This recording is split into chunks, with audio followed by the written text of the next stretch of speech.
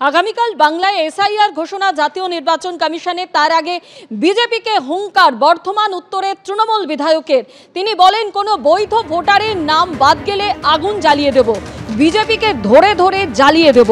বাংলায় এসআইআর ঘোষণার আগে হুমকি তৃণমূল বিধায়ক নিশীথ মালিকের।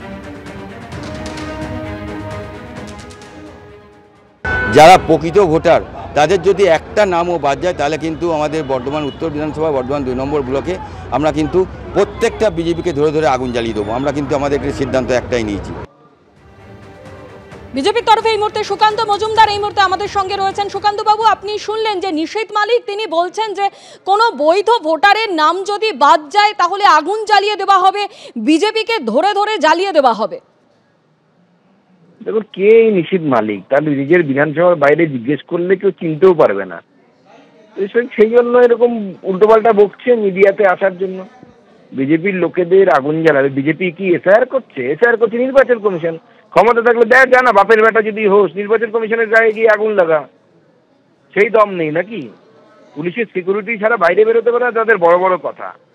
বিজেপির গায়ে আগুন লাগাতে এলে না, সেই আগুনে এই নিশীথের মতো অনেক লোককে আমরা দেখেছি, সব উড়ে উড়ে চলে যাবে। অনেক ধন্যবাদ আপনাকে।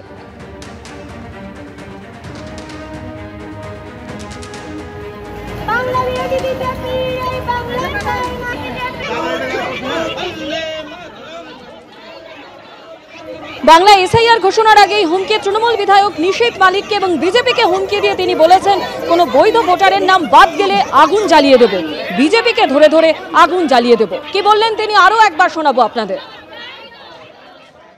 যারা প্রকৃত ভোটার তাদের যদি একটা নামও বাদ যায় তাহলে কিন্তু আমাদের বর্ধমান উত্তর বিধানসভা বর্ধমান 2 নম্বর ব্লকে আমরা কিন্তু প্রত্যেকটা বিজেপিকে ধরে ধরে আগুন জ্বালিয়ে দেবো। আমরা কিন্তু আমাদের সিদ্ধান্ত একটাই নিয়েছি।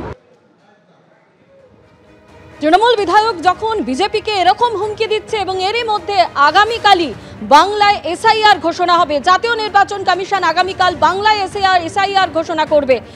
বিকেল 4:15 নয়াদিল্লির বিজ্ঞান ভবনে বিশেষ সাংবাদিক বৈঠক। কাল দেশ জুড়ে এসআইআর এর ঘোষণা করবে কমিশন। পশ্চিমবঙ্গের মতো ভোটমুখী রাজ্য দিয়ে দেশ জুড়ে হবে এসআইআর। দেশ জুড়ে ধাপে ধাপে হবে ভোটার তালিকার বিশেষ সংশোধন। প্রথম ধাপে 1 নভেম্বর থেকে শুরু হবে এসআইআর। যেসব রাজ্যে 6-7 মাসে ভোট সেই সব রাজ্যে আগে এসআইআর।